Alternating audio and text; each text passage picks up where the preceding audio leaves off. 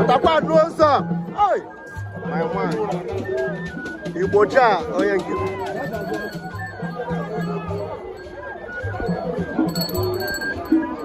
Igbojah onye Ogene, ezigbo onye Ogene ndị Enugu. Aka ochie.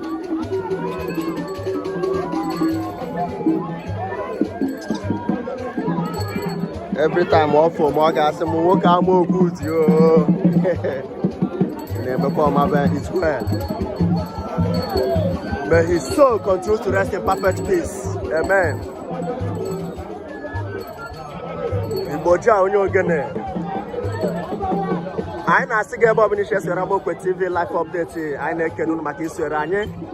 Ezigbo onye nke anyị ka ọ bụ. On a queer Okwe TV Ogene. We are here live to show you how the event is going to happen.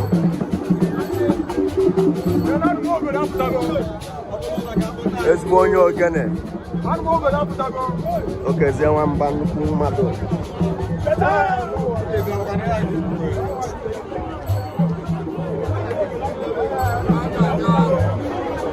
Very talented young man.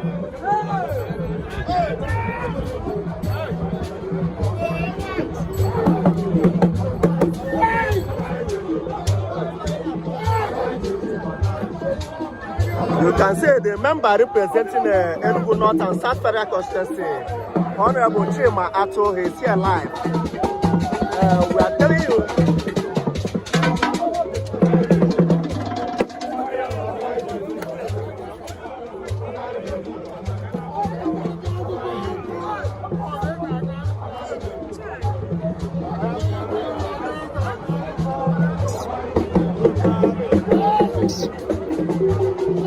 Igbojah Chikezie. Igbojah Chikezie.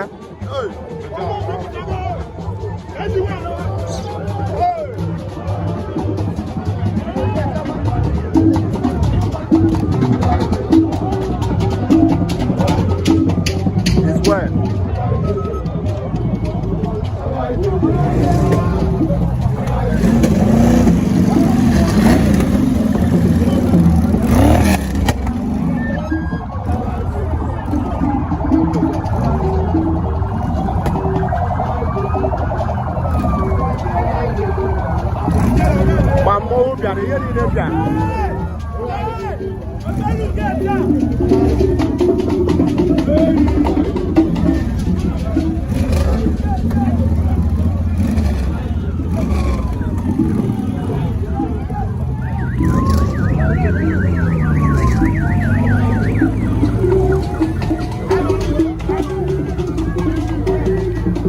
Make sure you share this video. Kana fuko share me live. Eba shop tap na Eastern Nigeria Medical Center Enugu. Eba na se nnukwu mmadu. Chikezie Mbah Igbojah odogwu nwoke. Ebe obuni. Odogwu na Ogene. Onye ji Ogene wee mara na 042. Ebe obuni share say live and direct. Make sure you share this video. Okwe TV live update.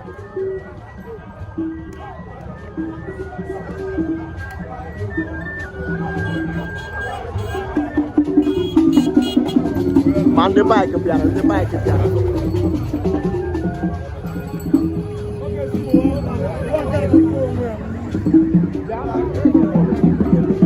Okay, see, onye Ogene.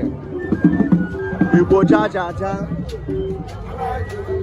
Igbojah Chikezie.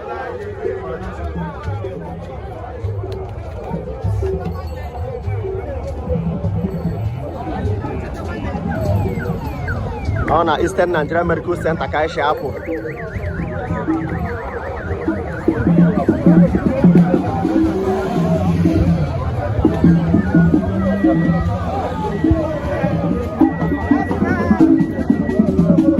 Ogene ndị obi agụ hapụta live. Abịa in their numbers. Ndị Enugu ụmụ 42 niile. Guys juru ebe a.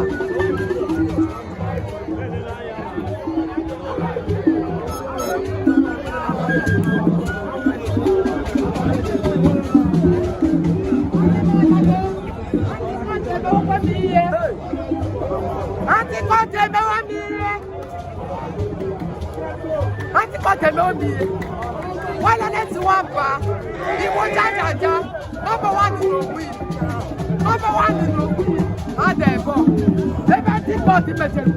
Igbojah. Enugu ga-agbagbu ha. Ma ha ma ụmụ ha niile.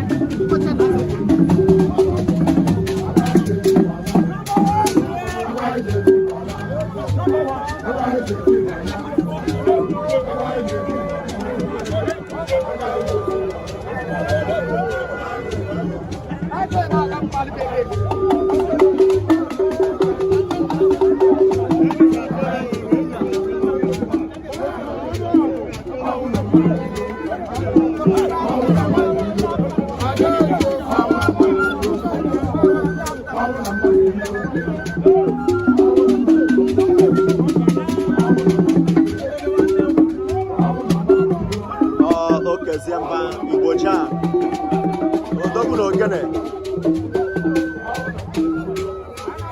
I put crowd put out for him. A short life lived, but well impactful. He opened in a machine. Yeah, boom, Ogene, 042. They love him, they cherish him, and they decided to be with him in life and in death.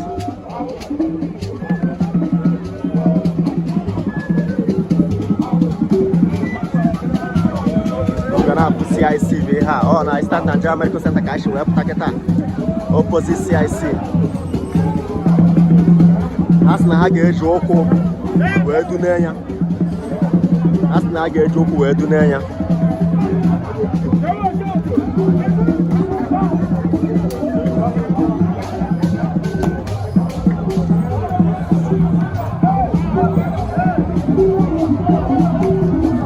Audio number 1 of Ogene and Enugu states.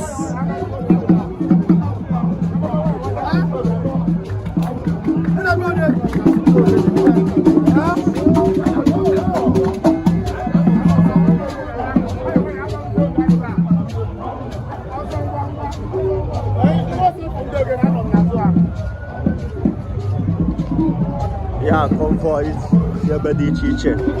Even the member representing Dalo, Ayekelege, Dalo. Even the member representing Enugu North and South Shemato is here. Honorable member. Nebo Mwakiano na moto.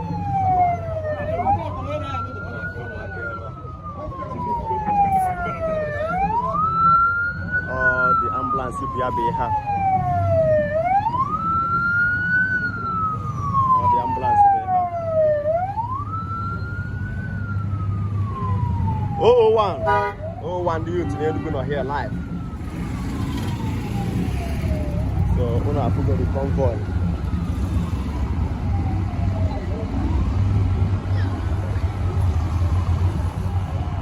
Everywhere is busy.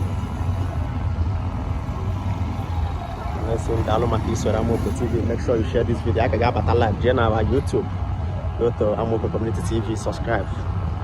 You want a live update, can member share.